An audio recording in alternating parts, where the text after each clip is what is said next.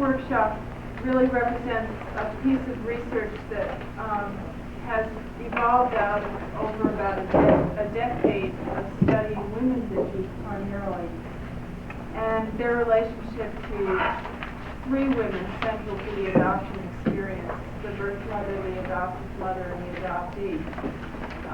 I hope in the future to be able to include grandmothers in some of this work, grandmothers as birth mothers, grandmothers as adoptive mothers when they become grandmothers, and also to include social workers who are also female. I think a lot of what normal adoption experiences have been, what people have observed them to be, illustrate many of the larger concepts that we're beginning to learn about in the field and research and studying female relationships. My work in this really started quite a while ago, and in terms of thinking about it, because I guess it's my first credential and my always credential is that I am and was an adoptee, and I will always be an adoptee.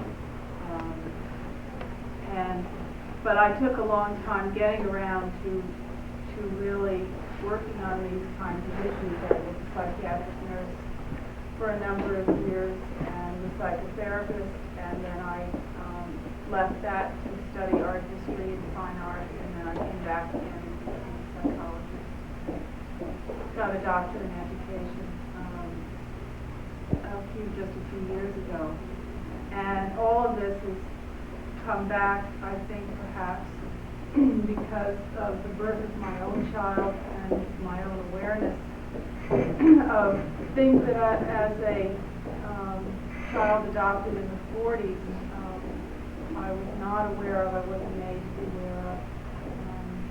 I think that this, even though I've presented this workshop in one form or another many times, that this time is particularly meaningful to me, personally so, because I was born here in Newark in 1944, June 1944, and from there I was placed in foster care for 4 months up around where Jane Nass lives. And then I was in foster care in Orange, and the Children's Aid and Adoption Society were the people who orchestrated all of these comings and goings. I understand now that my birth family actually lived in a number of the towns that I lived in and frequented over time. And then I was adopted by a couple who spent their entire life in Glen Ridge, where I did as well. And one of the things I think that struck me throughout my career is that I had always felt very much loved and very safe, very lucky in many ways.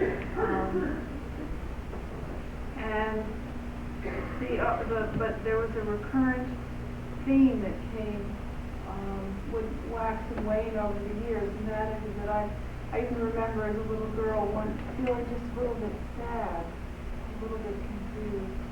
And I didn't know what that meant. I mean, how could I feel that way? I lived in such a wonderful town, and I had a wonderful family, and I was well taken care of, healthy, and did all right in school. And I think that that was just something that just sort of went along with me during life. It wasn't something I made very much of. And I don't think it was until I really became aware of the pain that I suspected my own birth mother might have suffered, that kind of feeling of wonderment and sadness really turned into more of a question. And I'm not saying that happens for everyone. There are many, many adoptees who will tell you that they never had for one moment in their entire lives one thought about their origins or about their birth family. So it's not true for everyone. But I think that what I hope to do is to try to through my teaching, make the adoption experience a more open and less clandestine experience for those who come after us. I wanted to suggest 4 sort of basic ideas in this workshop, and then have plenty of time for questions and answers here. The first one was that I wanted to make a statement that it seems to me that procreation is still central to the continuation of all races. No one disagrees, I don't think, with that fact that it's necessary to have children to keep races going. The second point I want to make is that women's development is different than men's development. I don't have the time allotted, and I also don't want to undertake making a comparison between men and female development. Suffice it to say that it is different, and that what I've come to believe is that these differences can be looked at by using at least 2 different points of view about how women develop. The third point I'd like to make is that female identification is achieved by adoptees and their mothers in ways that are both similar and dissimilar to non-adoptees and their mothers. And the fourth point, which is really part of the third, is that the self and relation model of female development, which is the most current model for looking at female development, I think really illuminates these differences and similarities. Now first, procreation, that babies seem to be central to the continuation of the race. I think historically women have been looked upon as the givers of birth. And it really depends what culture you live in and what the male attitude is in that culture. But giving birth can either be something which is idealized, or it can be something that's dehumanized. And possessing the power to procreate is often dealt in different ways. In other words, in some societies, women are revered for the numbers of children that they can produce, thus continuing the race. And there are other societies, as I'm sure you know, in China, where if you produce a daughter, she's a throwaway, and we only produce boys. So there's certain uses for procreation in different parts of the world. But basically, I mean, from a historical point of view or a world point of view, femaleness has usually been associated with sexuality, fertility, birthing, and mothering. In our society, in Western society, there remains a value placed on procreation within society's norms. So curiously enough, women are devalued in Western civilization when they don't choose to have a child. It's not if they're infertile, simply they have chosen not to. They're also devalued for not being able to have a child. They are considered to be defective. They are devalued for having an unplanned child. And being a child born out of wedlock gets the devaluing label of illegitimate. So there is a lot around procreation which is not necessarily positive. And we live at least in a Western society like that, we have to face that all the time. In terms of women's development differing from men, I think that it's fair to say that there are really 2 models of women's development, and maybe a third coming along. But over the years, a variety of psychological schools have taken issue with how women develop their sense of body image, their sexuality, and their mothering capacity. And there's not a great deal of agreement about it. But the model that has been used the most is a model which is based on male development. And that's the first warning signal. And I'm sure many of you are familiar with the Freudian model of female development. And God only knows, I'm not going to give you a lecture on that. But one way I like to think about it is I've sort of nicknamed it the stepping stone model. And by that I mean that it really relies on a developmental line, which leads to a presumed mature psychic development. It's sort of like a pilgrim's progress of the mind. So anytime you hear someone who says, oh, I have a stage theory of development, and that includes people who are very popular, like Erickson and Piaget and George Vaillant, and also some of the philosophers, Kohlberg and Lovinger. But what they're really doing is to say that there's a stage for everything: an anal stage, an oral stage, a phallic stage, an Oedipal stage, and you've got to climb those steps. And if you fall off at one of them, then you're in trouble. So it's all vertical growth, it's straight up. If you're stuck, you can't go horizontally and sort of manage or catch up or whatever else. So somebody who falls down at one of these stages has to go back to stage one, a little bit like those board games, and then go to stage two and try the phallic stage again.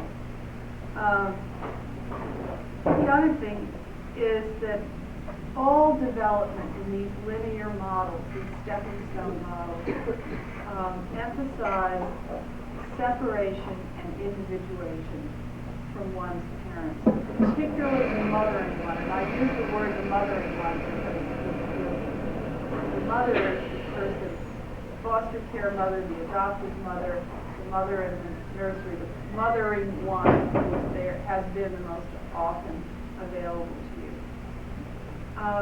In the second model, which I've sort of nicknamed the rounded model, this is the one which a number of feminists have embraced recently because it really is more circular.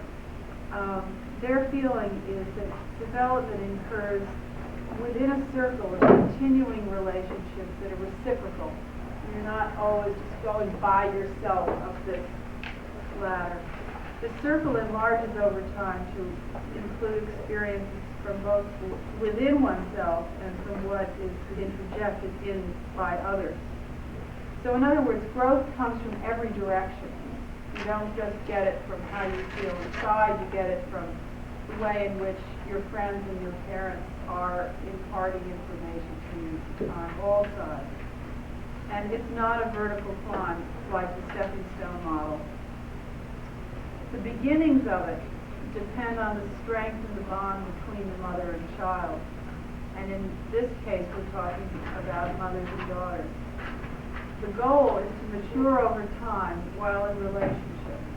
Mutual empathy and understanding build a sense of self rather than an independence or denigration of the relationship. This model embraces the ideas of the object relation school and Sullivan, and particularly the self in relation theory. So your goal as a young woman, when the task is to identify with a woman of your gender, i.e. your mother or the mothering one, is she's right there. You're not going to have to go anywhere to find her. And what you learn very early on is to be in relationship with her. For boys, it's more difficult because they may be close to their mothers, but at some point, if they want to identify with their fathers, they're going to need to leave their mothers and and really go and find ways to relate to your fathers. And sometimes that's in sports or going on trips or whatever else. Now, I also think that at some point there'll be a third model that has to do with women's development, which will include in it the reality that women, just because women are supposed to be so caring and sharing and loving, does not mean that women are not aggressive and jealous.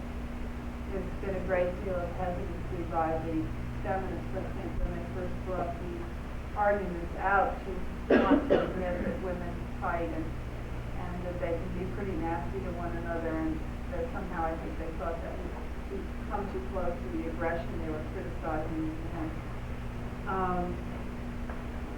But that's still sort of in the hopper. But I think one place where stories can be confirmed more specifically is really in the laboratory of adoption practice. And this has to do with what I said earlier about the power and vulnerability involved in being able to produce a child. And that, I guess in a finer way of saying it, is that there's a great deal of support in certain ways, support and achievement awards almost for being able to produce. And yet there's very little way that women can control their abilities, their physical abilities to produce. And so there's always a possibility that one is vulnerable.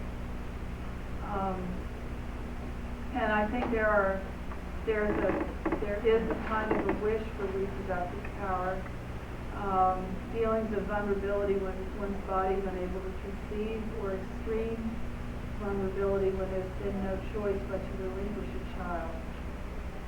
So adoption, like this self and relation model, this more circular model, appears to be predominantly an empathic model, in which the suffering of the birth mother is relieved by the caring of the adopted woman.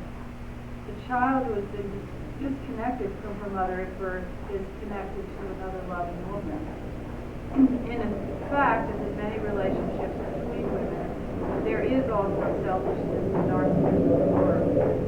Women of adoption connected to each other by the birth of a child are not without envy and jealousy towards one another. And I think it's important that we all acknowledge that. Birth mothers, their mothers, adopted mothers, their mothers, female adoptees, who really provide us with an experiment of nature from which we can learn much more about development in a very special way.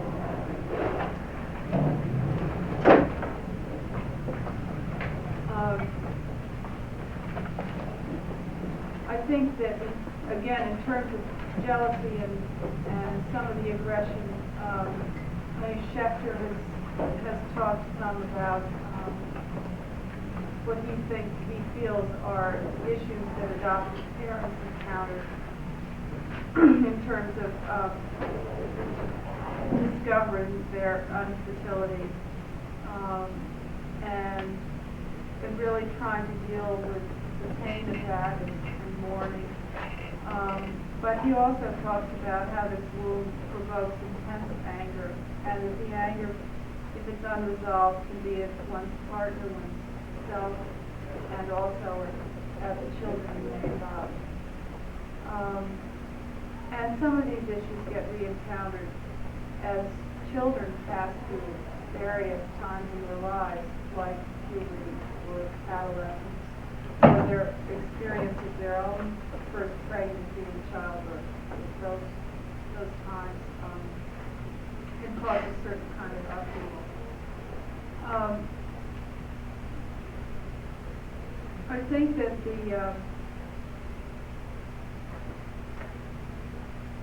what I wanted to say, which might be a little bit more applicable to some of the questions that may come up, is a study that's now fairly old, but it's still, I think it's still pretty good, and it was the first one that really had to do with adopted girls who were little girls.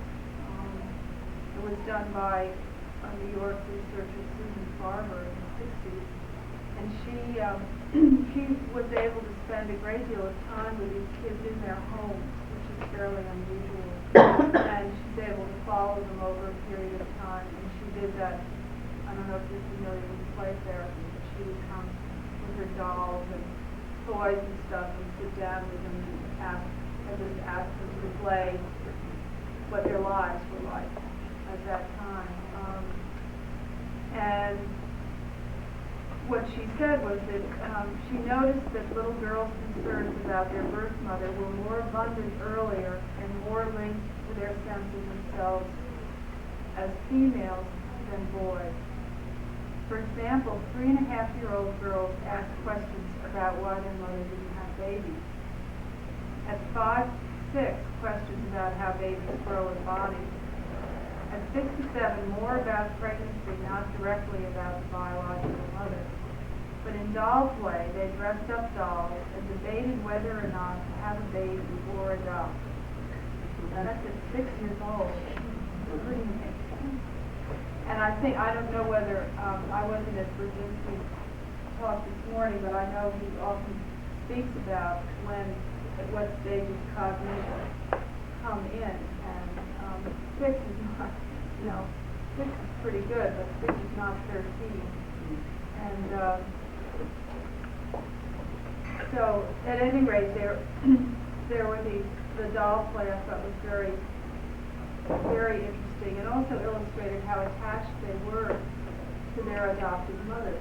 That they would think that perhaps maybe, like their adopted mother, they should go and get a baby. It wasn't clear.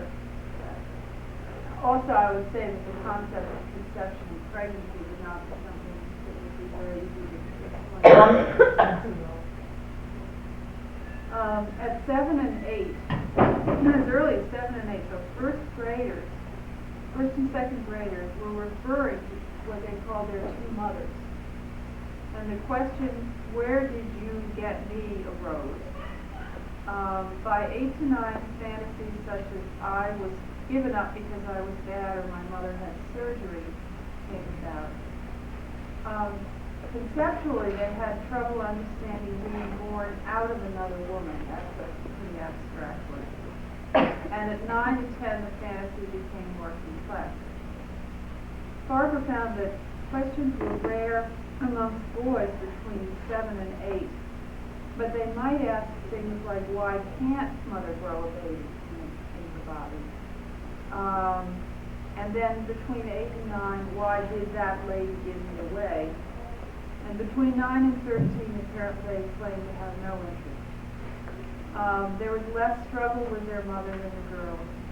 Because the little girls asked about where babies came from an early age and looked to their mother for both explanation and identification, it seemed to me that put adopted mothers in a really tough spot.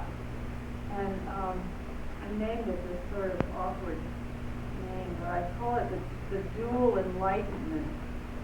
And it seems that what happens is that if your little girl asks you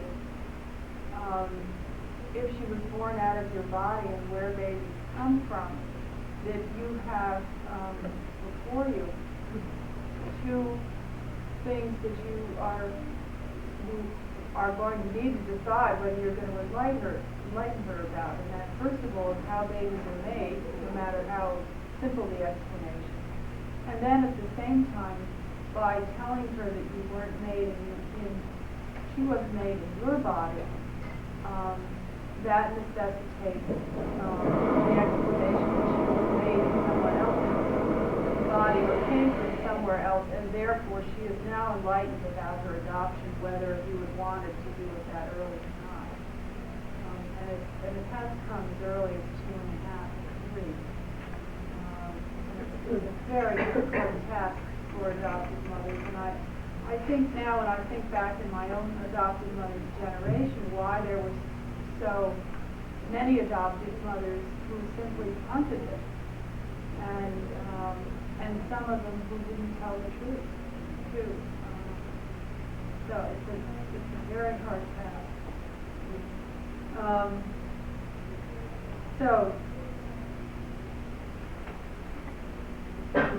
However, I would say that as open as a mother and her daughter can be at that time, the better. And it's really a gradual introduction, depending on what the child can understand, what the child understands. But somehow, in my experience, it really needs to acknowledge the first loss of the birth mother. It doesn't have to have a lot of detail, but if it's covered over, the child needs to be assured somehow that she wasn't given up because she's bad. And when you think of like three-year-olds are sort of into what's naughty and good and so you use their words. The other thing that's very dangerous, and I and all my adopted friends grew up with this, and I don't know when we realized it made no sense. Your mother gave you away because she loved you so much. And the older you get, you think, now let's see if we can reason with that. She loved me so much, she gave me away. Well, she loved me so much, why didn't she get some help? Well, she couldn't get some help because she was so poor. And the thing would go on and on. But that little saying is a heart. It hasn't been dying. I still hear it. It's just an impossible message. How could it be loving to give up your child when she's older? When your daughter's older, you and she can find out more together. But until that time, the child needs to know that you understand and can stand how sad it is simply that her birth mother is gone. Because in many situations you don't know either. Now I understand that many of you may deal with people who are in open adoptions, and I think that's quite a different kettle of fish. But to cut your daughter off by saying, well, we'll talk about it another day, or I don't know, or whatever, to just be able to stay with the affect of it is so sad that she couldn't do it.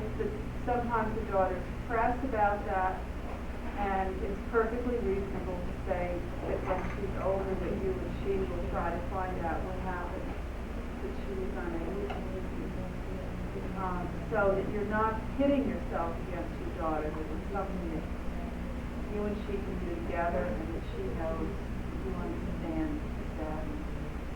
I think one of the most damaging things, and it's done inadvertently, is to somehow shut the sadness off, because it is sad, and to shut the loss off. Everyone wants the adoption to be happy after all. It's a good thing has occurred. Anyway,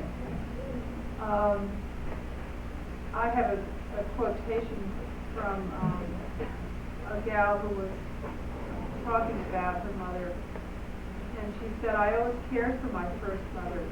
She called her her first mother. Every birthday in my mind, I sent her my love and thanked her for the parents I had. It could not have been easy for her. I had a wonderful, loving home, and she gave it to me, not knowing what I was going to. I have 2 children, and I wonder if I could be that strong. I love my first mother very much. I will always love her, but I love my second mother too. And I think this gal at the time, I think was in her 30s, and I think she made some peace with how she felt about both of them. I think as parents, the most important thing is to not make a child feel too grateful. because most of us who've been adopted know that if we hadn't been adopted, that we would have been an orphan. So no one needs to tell us that we were lucky. Sometimes people do that, sometimes they do it because they're annoyed. And, you know, in the same sense, the idea of too much loyalty can be a little bit rough too. Before, one of the lines, before you came to us, our lives were empty, and now you've made our entire lives wonderful, and we wouldn't know what to do if you ever left. Or, as a friend of mine said, my husband and I are going to get a divorce unless we can get some children somewhere to hold this marriage together. And I hate to say how common that is. And it's sort of like, it's a little bit like going to get a new car. You know, it might make your marriage feel happier if you can drive around your car. I mean, but there is a lot of there's a lot of that stuff. And you're all familiar with kids who'll try to want to please, so they overachieve, and sometimes they underachieve because they're still feeling unworthy. They really haven't begun to acknowledge their losses. And I say again, in girls in particular, the adoptive mother who hesitates to talk to her daughter. I mean, you can't sit around waiting for your daughter to, I mean, you can, but it probably isn't going to happen. To talk to her daughter, and the adopted daughter who's silent for fear of hurting her mother's feelings. See, that's the trap. Because when you love your adopted mother so much, you don't want to say to her, "Oh, Mom, I'm trying to know what she looked like and where she lived and how tall she was." That is feels anyway for those of you who have had adoptive mothers whom you love as a tremendous disloyalty. It's very hard to say, no matter how it's framed. And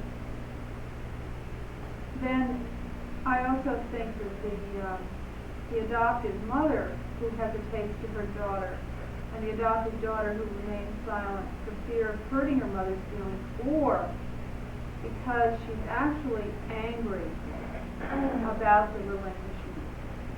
And this just puts mothers and daughters at an impasse. There's nothing to say, and unfortunately it often happens by the time you're teenagers, because nothing was said earlier. And when you're a teenager, as my daughter said to me recently, "I'm just really busy trying to get away from you, Mom."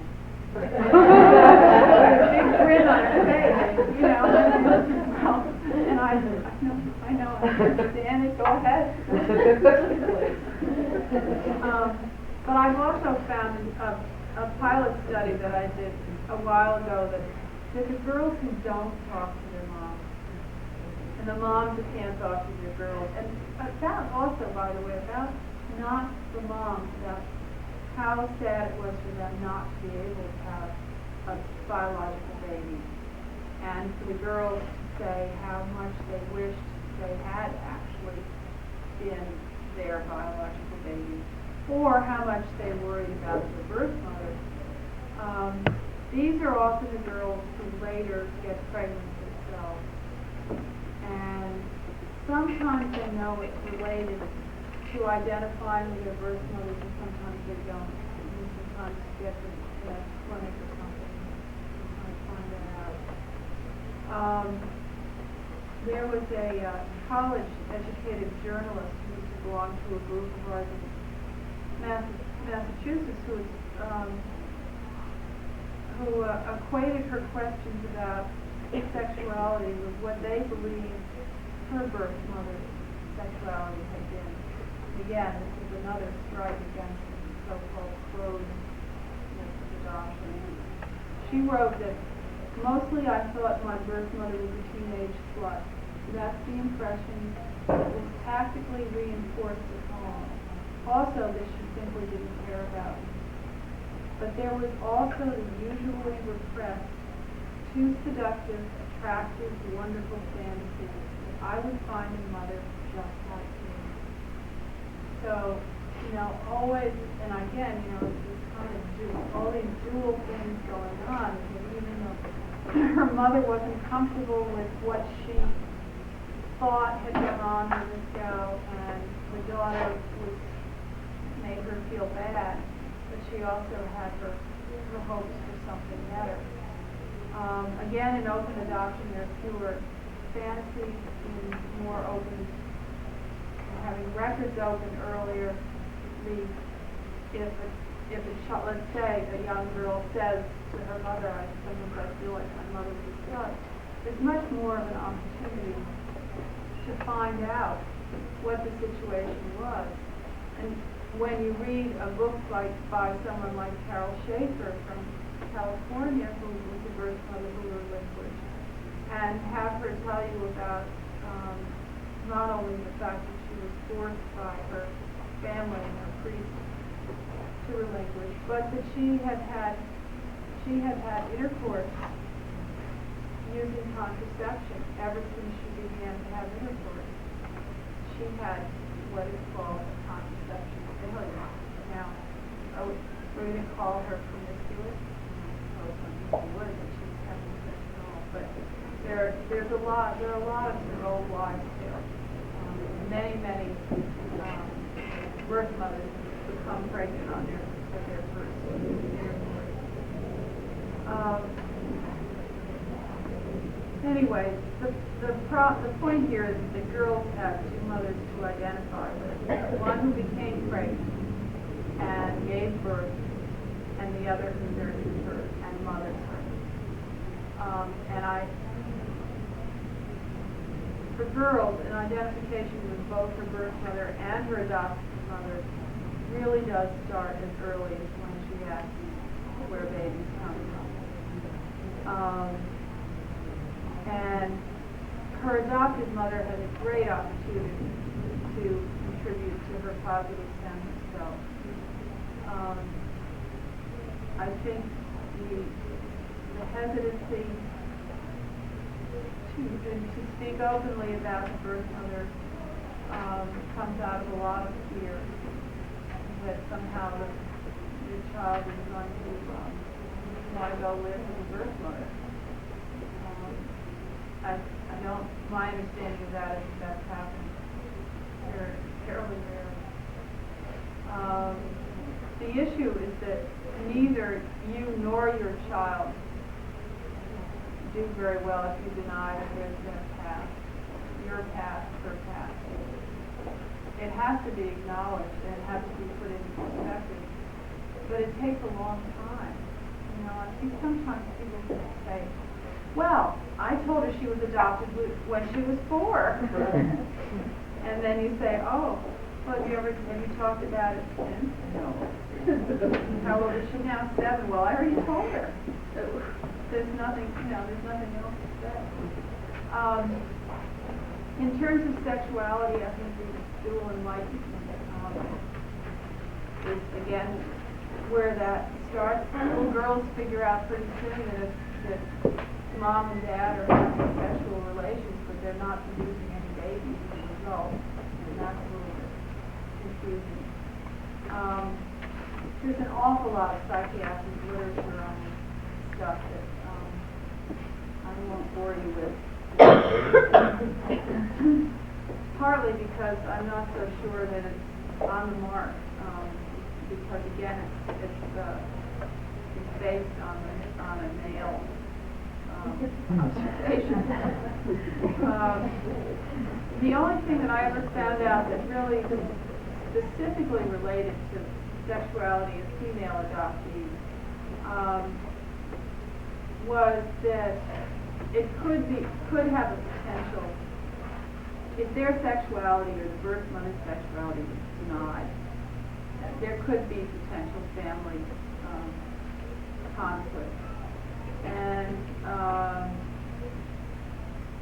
then there was a lot of stuff, there were some old studies in the 70s about, maybe she's inherited bad blood and bad blood makes rejectment, promiscuity, and that I hope that's been toned down a little bit. And also Helena Deutsch, who is long gone, had some very interesting observations about what she thought might be some struggles that infertile adoptive mothers suffer from. And she suggested something that a very long time ago that I think a number of us would agree with now, and that was that there was a connection between the success of the adoptive mother's resolution of her own infertility and the adopted daughter's attitude towards her own body image, sexuality, and ability to give birth. You know, if the mother is referring to herself as an inadequate wreck, it's still, you know, it's still your mother, and that and the closeness that mothers and daughters have, a lot of that throws her off.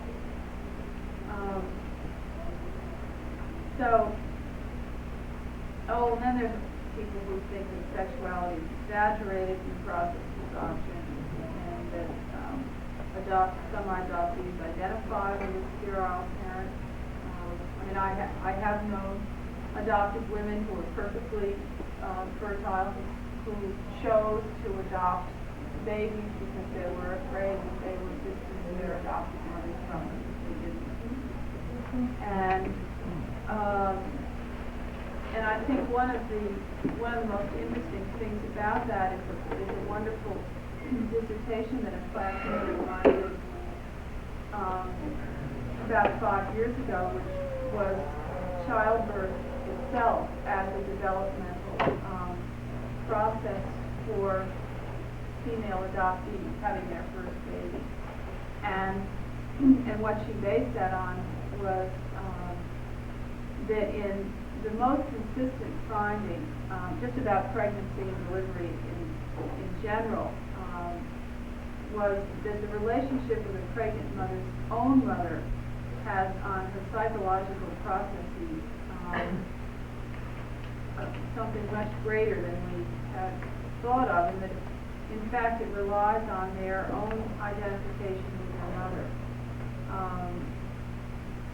So in this study that Mary Ruffalo Canton did, and the things that she found was, first of all, that childbirth is a developmental process that for adopted women involves coming to terms with their identification with two mothers and lack of knowledge of their biological heritage. And she goes on and on about confronting the biological heritage, but partly the reason she became interested in this was that as an adopted woman herself, she found that as her pregnancy progressed, she became more and more distant from her adopted mother, and that her adopted mother felt sadder as this patient was coming closer, whereas she felt that her friends who didn't have adopted mothers were very close during the upcoming pregnancies and would talk about things like, well, when I was 8 months pregnant, this kind of thing.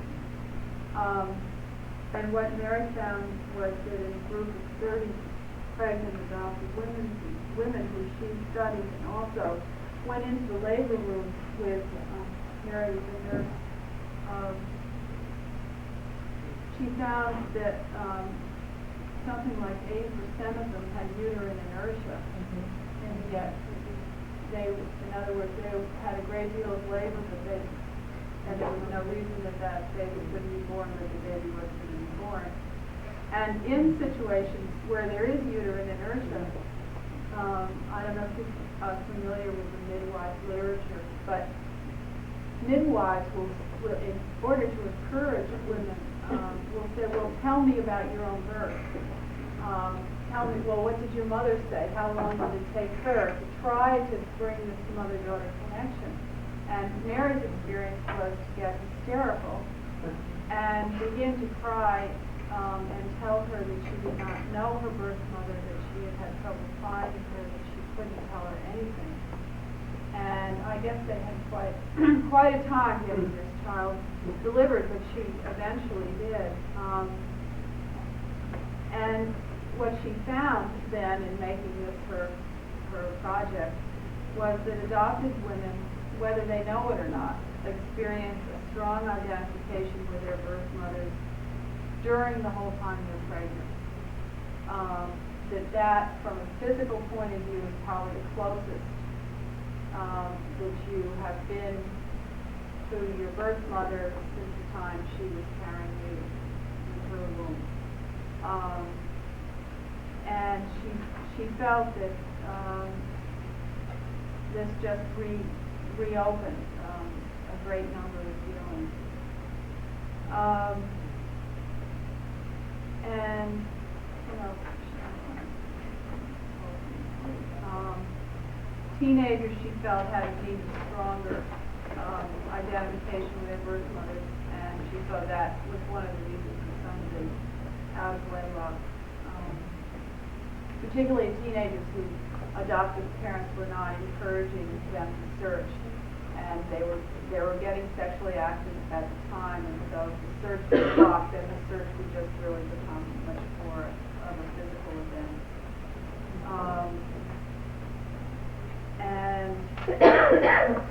And she did find that a lot of these women were able to verbalize their feelings during their labor, and as they did that, those labors were really started up again. But it's also an agonizing period of time, particularly if you are close and you love your mother, your adopted mother, to leave her out of an experience which is so important to you, and also important in terms of relationships between women, or things that we feel that we share. Many people have felt it's been the most lonely experience of their lives, to have not be able to have their adopted mother see them. So I just like to say in closing that for an adopted girl, an identification with an adopted mother really belongs very early on, probably around the age of 3, when she asked her baby's comfort. Received as an additional identification with another mother or planted. In a closed adoption system, her identification with her birth mother will depend on her adopted mother's presentation of this other mother, as well as the girl's fantasies about her. I'd just like to make 2 recommendations, and that is, the first is that a closed system in which adopted mothers have not been encouraged to come to terms with their own childbearing losses and sexual attitudes, in which information about the birth mother's experiences with menarche, sexuality, pregnancy, labor, and delivery have been kept secret, raises a kind of psychological havoc for the female adoptee. The second is that the psychology is really best understood using the root for understanding that current researchers and clinicians on women's relational development have shown. This new map provides clear markers along the path of female development that really allow us to understand the female adoptee's struggle with a dual identity and a resolution with it by trying to remain connected to both her mothers while not losing her sense of self nor negating her own identity. And if we base this on male developmental psychology, her goal would be to separate from all of the mothers and to not live in a connected and reciprocal relationship with all of them. So I'm hoping to see if there'll be a way to teach more people about thinking about this, and I hope that you will ask your questions when it's not immediately clear when you come to I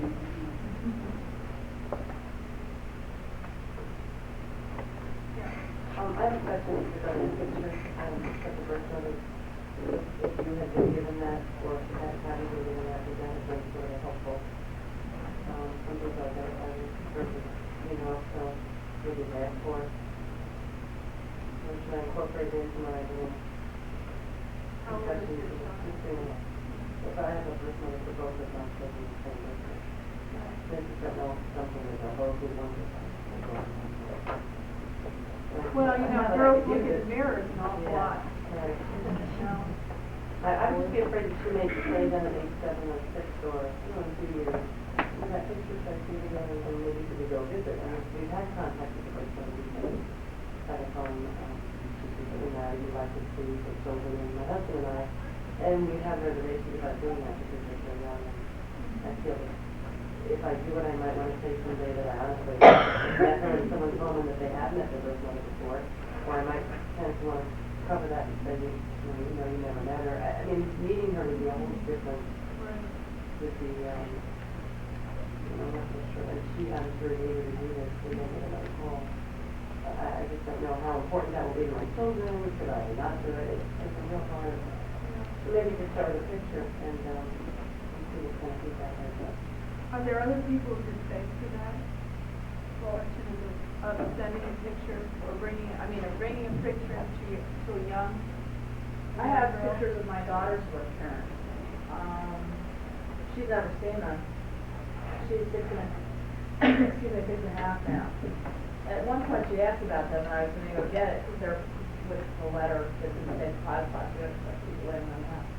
And I went to the bank the next day and then she showed no interest in it, so I didn't make a big deal out of it. She didn't ask again, so I didn't pull it out. I didn't want to push it on her, but yeah. I have a 3.5-year-old daughter also, and a lot of these issues are just going to come up for her because we're going to doctor the baby, and she's asking me questions about the baby in the stomach. And when I tell her no, she insists that it is. She doesn't, right. And she wants it to be. And I explained to her that we were going to adopt the baby like we adopted her. I told her adoption story that she loves to hear.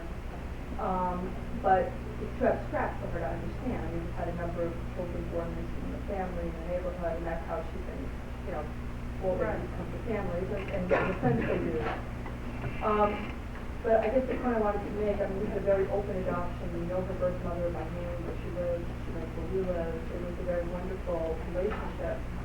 And I have a picture of the birth mother. I know birth mother sends things to us sometimes. I write to her and so on. I just think that the best thing, in answer to your question, what I've decided for myself, is to take my guidance from my daughter. I have a good relationship. I ask her how she feels. She tells me. We're doing it now. She asked if she could call her birth mother recently, because she said to me, the birth mother sent her a book, and she said, do you know where she lives? And I said, yes. And she said, can you call her up? I said, just call her up. I said, I will call her and ask her if she wants us to call her. Because, of course, there's another person's feelings to take into account, that she's not just me, my daughter. But I think that it's really a matter of discussion of your own child and how they feel. I don't think there's a formula. But I agree with you that the openness is very, very, very important. I think that's very, very important. I don't think it has to be a frightening or upsetting experience. So the question you were asking is, should the picture just be out on the bureau? Or should I, even if it's a safety deposit box, if the time comes and she says, well, I'd like to see it, then I'm sure I would get it and show it to her. But I just don't know, should I start with the visits already and then showing her the picture in a year or two wouldn't be surprised because she wouldn't have seen it in the first year. You really brought up a lot of things that I hadn't really gotten, started to think about. So I just have to picture, I just don't know when. I know I will use it when it went to first it's, 3 and over 10 or 7 or 12 or 8. I don't want to ever keep it over 3 because I'm very not, but I just have to learn if I really something like that. And then I have a son who also may not want to look at it, you know, so it's sort of the, do they both want to see it, you know?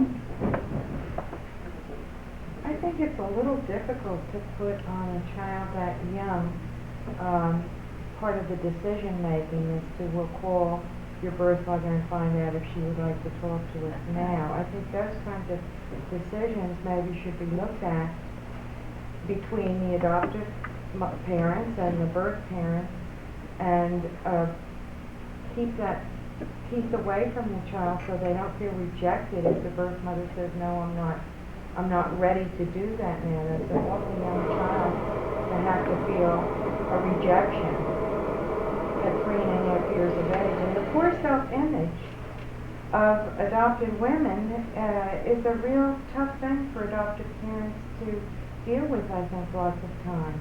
I have a friend whose daughter just went through terrible struggles from a very young age, thinking she was so imperfect. That's why her birth mother gave her away. And the adoptive mother, trying to deal with that issue, really assured her that that was not the problem, that she was a perfectly beautiful child, but that there were reasons, and they would find out together. And her daughter turned on her then as an early teenager and said, well, if you didn't want me so badly, she wouldn't have given me up. So there's an open, they try to work through the pain in so many different ways that you have to start out being sensitive to their pain at a very, very young age.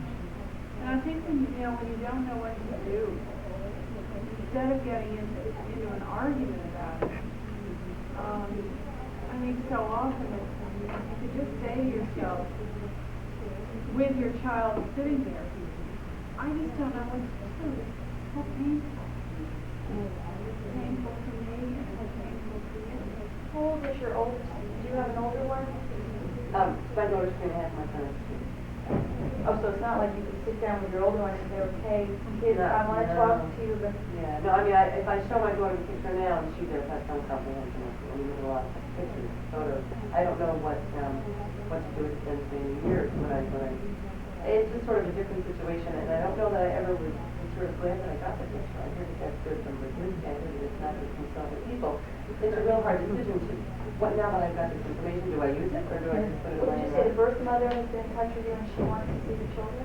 Right. Is that what you said? Right. Well, being that you've got I've got 2.5-year-olds, they're my own, but I'm trying to picture this 3.5-year-old being my 2.5-year-olds, you look at them and say, you want to do poopy in the potty, and they look at you and say yes when they really don't want to. Well, I wouldn't ask their opinion of going to physical. I'm just not sure that when I read the Mulberry Bird, different adoption books, if I should bring out the picture then, or if I should just not bring it out until she looks in the mirror and says, Mom, I really don't look like you. Who do I look like?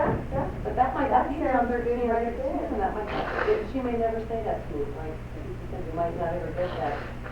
I mean, if our family is open and the conversations lend themselves towards being open. And maybe you can talk to the birth mother and say, right now, let me put this off. I'm going to do that.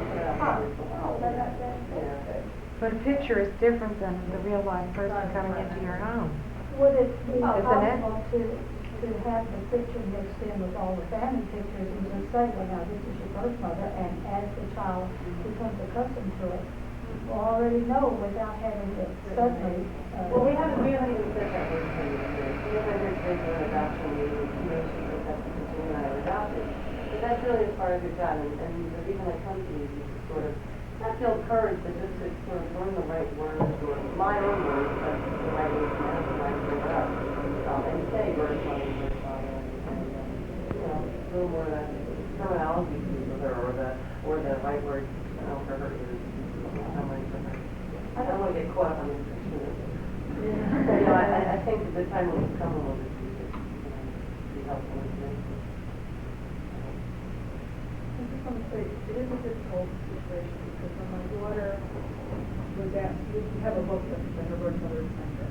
We were reading it, and she said, some kids, and I said, that's right. She's my birth mother. She's my birthday, she asked. She's birth mother word, I said, yes, she's your birth mother. And she said, is she my mom? And I said, well,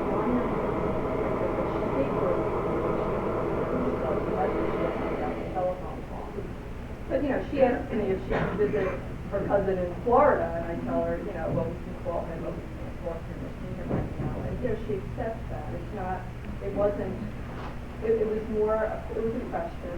I thought it should be addressed about, you know, who, you know, I'm her mommy, so I gave birth